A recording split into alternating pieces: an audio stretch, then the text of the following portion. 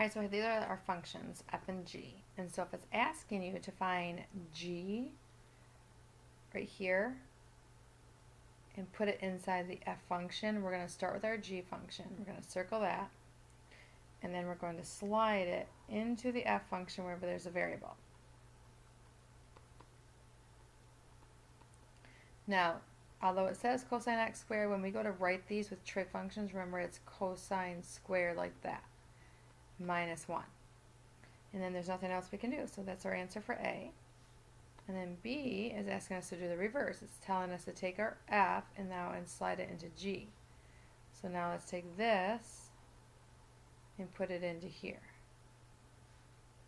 Now when I look at cosine x, remember that cosine x, something has to follow the word cosine. And we're going to get rid of x and put in our F function. And that's it. We can't do anything else because whatever follows the word cosine just has to stick together. Although if you look at the next one, it says factor. Always look for your GCF. So I can divide everything here by 2.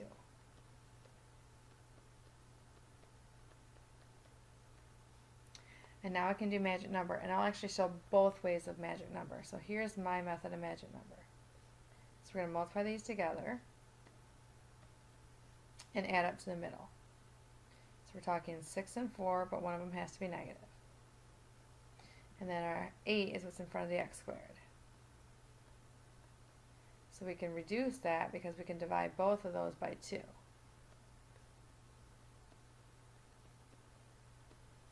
And then this one we can reduce by dividing both of those by 4. Now let me show the other way to do a magic number without the star method. So let's go back to this spot. Okay, so we're going to multiply these together. It's going to give us negative 24. So we're thinking of the numbers that multiply to give us negative 24 and then add up to negative 2. So we're still going to come up with those same numbers, negative 6 and 4. So you're going to go 8x minus 6, 8x plus 4. All over 8, which is your magic number. Now this 2 is just going to carry down. Now a GCF, what can I pull out of 8x minus 6? I can divide both of those by a 2. So I pull a 2 out, and that's going to leave me with 4x minus 3. Same thing here, I pull out a GCF. That's going to give me 2x plus 1. Remember that this is all over 8. This 2 is still there. So now 2 times 4 is actually 8. And the 8 on top and the 8 on bottom actually cancel out. And so that way you're left with what we had earlier. So you get the same answer. Okay, now remember these go back to the unit circle, so we got to find 5 pi over 6. And remember that right here, that's 6, 6. So 5, 6 is going to be right before that.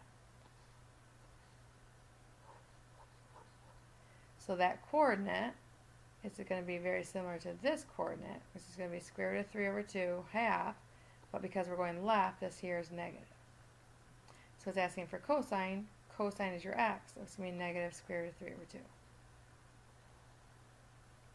Cotangent of pi over 4, remember pi over 4 is directly in the middle. You've got square root of 2 over 2 for both. Cotangent is your cosine divided by your sine. So if I take this and divide it by the same thing, any number divided by itself is 1.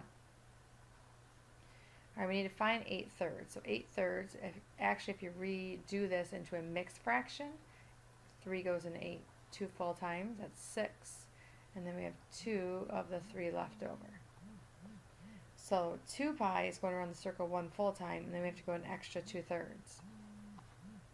So that's 2 pi, and now we have to go 2 thirds, which is right here.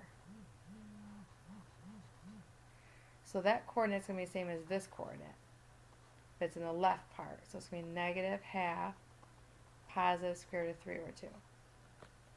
And we're asking for cosecant. Cosecant is the reciprocal of sine.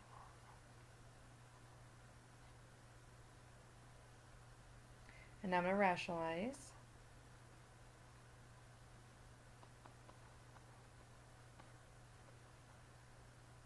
Okay, so if we look at this, whenever you add or subtract fractions, remember we need a common denominator. So we're going to rewrite the common denominator as both binomials sitting right next to each other. So that means I'm going to multiply this top by this bottom, and this top by this bottom. So if I go ahead and multiply, that's going to give me 3n squared plus 18n. If I multiply these, it's going to give me 9n and 12. Now, a couple of different ways you can think about this. First of all, there's a minus sign here, right? So I'm going to switch that to plus by making everything after that their opposite sign. Now I'm going to join them for one fraction. So 3n squared, there's no other n squareds. We have 18n and a negative 9n. And then we've got this minus 12. See if we can factor. So I can take out a 3. I can keep factoring now. That 3 is still there. Now it breaks down to n and n. And then numbers that multiply to give you negative 4 and add up to 3. And now this is all over our common denominator. And now can we cancel anything from our numerator with our denominator? Is anything identical? Nope. So that's our answer. Alright, so let's take a look at the numerator alone. So 15 over, I can factor a 2 out. But there's nothing I can do. I can't reduce those or anything. So that's done. Okay, our denominator. Because it's a subtraction sign, let's go ahead and get a common denominator, which is going to be 2x. So I'm going to multiply this by 2 and this by x. Now notice that this is a binomial. 12 minus x cannot be reduced, so it's just going to be 12 minus x all over 2x.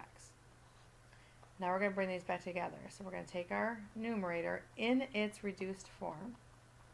Instead of dividing by this denominator, I'm going to multiply by the reciprocal. Okay, we have a monomial and a monomial, which these twos are going to cancel.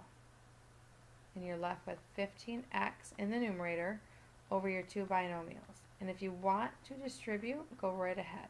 I'm not going to.